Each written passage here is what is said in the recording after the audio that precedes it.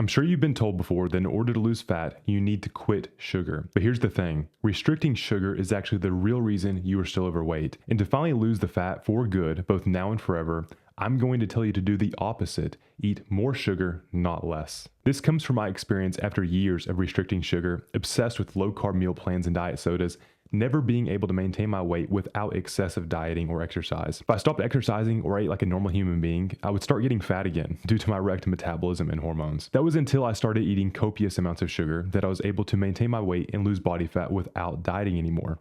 And now I actually struggle to gain weight, having to eat over 4,000 calories a day to get this scale to move. So today I'm going to start off by explaining what happens in your body when you eliminate sugar, why eating more sugar works, and then give you a 4-step solution so you can add sugar back into your diet so you can achieve permanent fat loss while still enjoying your favorite sweet foods. Let's get into it. Before I get into the video, I currently have 5 coaching slots open for you to work with me one-to-one, where we get to the root cause of your health issues so you can get back to living from a high energy state. I specialize in permanent fat loss transformations, so if you want to stop dieting and learn how to maintain your body weight for life, you can book a call with me down below. Let's get into it. Now, I do want to emphasize that the main issue I'll be solving today is not simply losing weight by any means, but keeping it off. Anyone can lose the weight, but how many of you actually keep off the weight after dieting?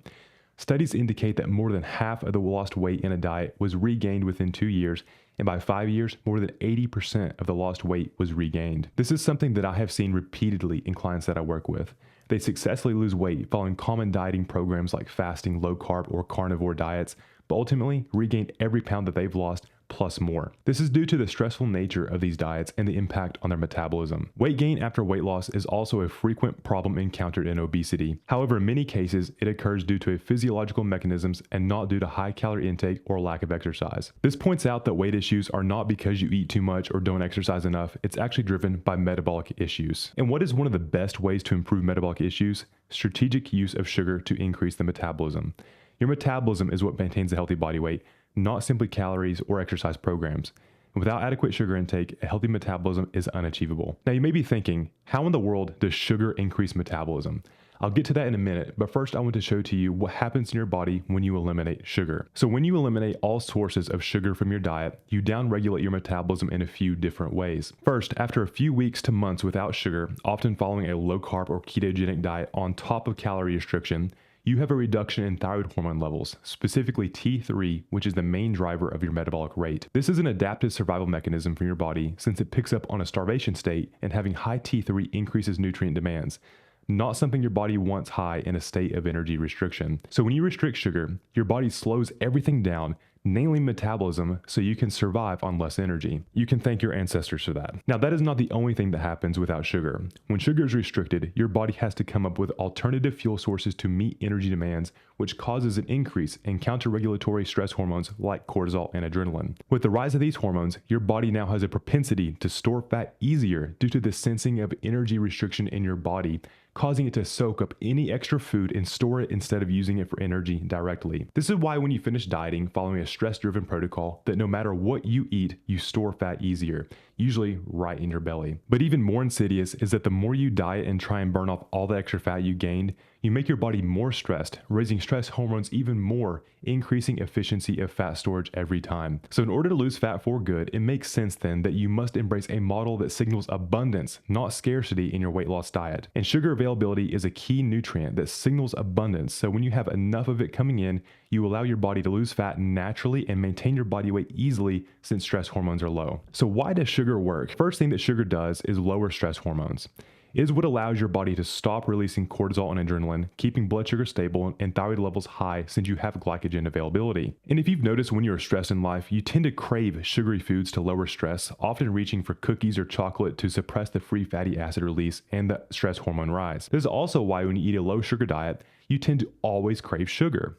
Because if you do not design your diet to have adequate sources of healthy sugar, you'll continually give into cravings. But when you start your diet with quality sources of sugar, you have energy availability and lower stress levels. In my clients' programs, I design their programs to have enough healthy sugars.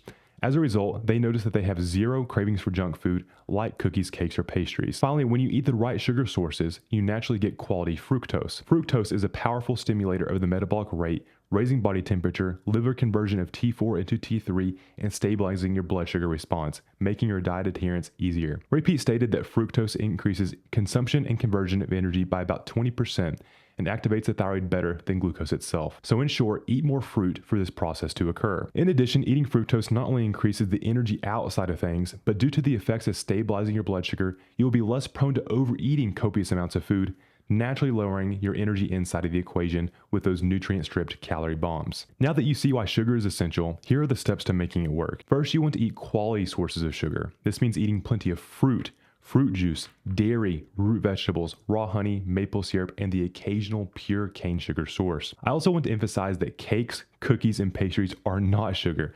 They are fat and sugar. You cannot keep eating those foods thinking they are good for you. They will get you fat and keep you fat. Now, if you want to know what sugar sources I recommend, you can download my high energy diet model down below, which includes all the foods you need to eat in the correct quantities. Second, you want to eliminate PUFAs or polyunsaturated fatty acids from your diet. These type of fats impair sugar metabolism and thyroid function, lowering the metabolic rate and make it to where the sugar you are eating does not get metabolized appropriately for energy production. If you continue eating these fats, eating more sugar will not work for you. You will just get fatter and have poor metabolic health. The main sources you want to eliminate are seed oils, like canola, soybean, and corn oils. In addition, it would be wise to limit the amount of high PUFA nuts and seeds in your diet, such as walnuts, pine nuts, and sunflower seeds. As a replacement, eat saturated fats and monounsaturated fatty acids like butter and olive oil.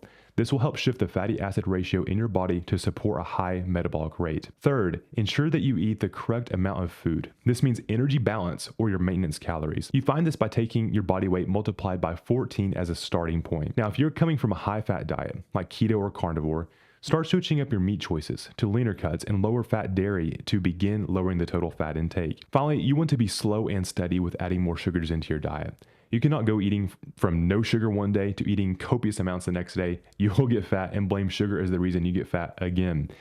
Now, this is a slow approach where you want to keep an eye on your weight and energy levels, and if they are getting better, slowly increase by 25 to 50 grams every 10 to 14 days. It's important to do this to keep calories down and avoid excess fat gain as you slowly reintroduce more sugars. In the process of slowly reintroducing sugars, help you switch from being primarily a fat burner to becoming a glucose burner, building the metabolic furnace. Over time, by improving the metabolism, you will also enhance metabolic flexibility, in which you can switch between burning fat and glucose at the right times instead of all the time, gaining the best of both worlds. Now, do keep in mind that if you seriously dieted for some time and are dealing with a suppressed metabolism, some healing in the form of a few pounds will occur. This is part of the process, okay? Don't get scared. And as you rebuild the metabolism, you'll be able to shed those pounds without as much effort while keeping energy levels high and having a better body composition at the end of the day. This may take around 6 months, so patience is key. This stuff does not happen overnight. So to summarize, the answer to losing weight for good means you will need to eat more sugar than you are right now. Sugar fuels your metabolism while also suppressing stress hormones, reducing your propensity to store body fat. To make this work, you want to eat the right sugars like fruit, eliminate PUFAs, lower your total fat intake, and take your time when reintroducing sugars into your diet. As you progress, you will notice natural fat loss as a result when metabolism is healed. Now that's it for this video. Don't forget to like and subscribe and to keep getting them gains. I'll see you in the next one.